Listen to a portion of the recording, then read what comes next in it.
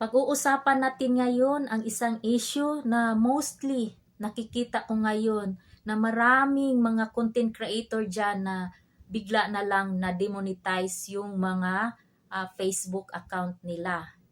So, kung si Facebook na ang nagsasabi na demonetize na yung Facebook account ninyo, ibig sabihin yan na may restriction na yung account ninyo sa Facebook, page ba yan o profile.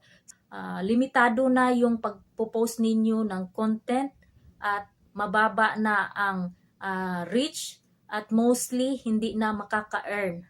So ano ba ang reason or common reason na bakit na demonetize ang mga account ninyo? So isa, yung pag re-upload ng mga video na hindi sa inyo, ina-upload lang ninyo, iyan ang isang reason. Tapos pangalawa, yung copyright music, grabe talaga yan.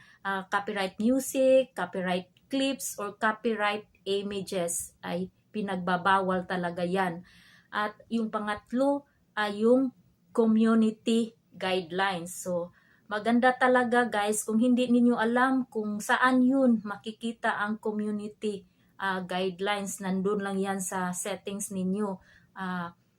Basahin ninyo ng maigi, paulit-ulit para maintindihan ninyo kung ano yung mga violations na dapat na hindi natin gawin dito sa Facebook. So ayan, at yung pang-apat, yung tinatawag na spammy posting. So ano bang ibig sabihin ng spammy posting?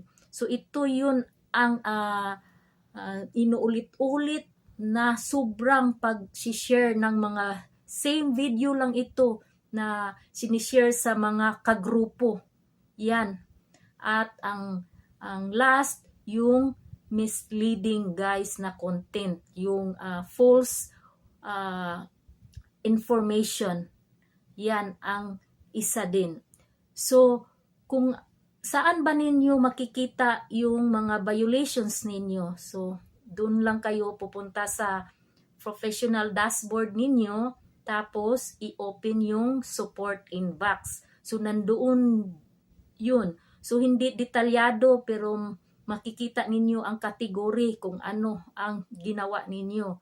So, yan. So, dapat talaga natin tayo, alam ko na marami tayo dito na mga content creator, busy. Hindi lang ito yung pagkukontent natin, meron din tayong full-time job. Kaya kailangan din bigyan natin ang sarili natin na i-check yung support inbox na yan regularly para malaman natin kung minsan meron tayong violation. Hindi naman tayo perfecto, minsan nagkakamali din tayo. At mag-ingat din kayo sa mga sinasabi ninyo na nakakalabag na bawal isabihin kasi isa din yan ang rason. So, kung yan ay gusto ninyong maresolba yung account ninyo or masalba yung account ninyo, ang gagawin lang ninyo guys ay mag-appeal kayo. So, meron naman dyan sa tinatawag na report a problem. So, yan, mag-screenshot kayo na kung ano yung evidence ninyo at tapos i-explain ninyo kung ano ang gusto ninyong marating at review yung account ninyo para naman maibalik yung pagka-monetize ninyo. So, ayan lang guys. Pag nagustuhan ninyo ang video ito, don't forget to like and follow for more. Thank you. Bye-bye.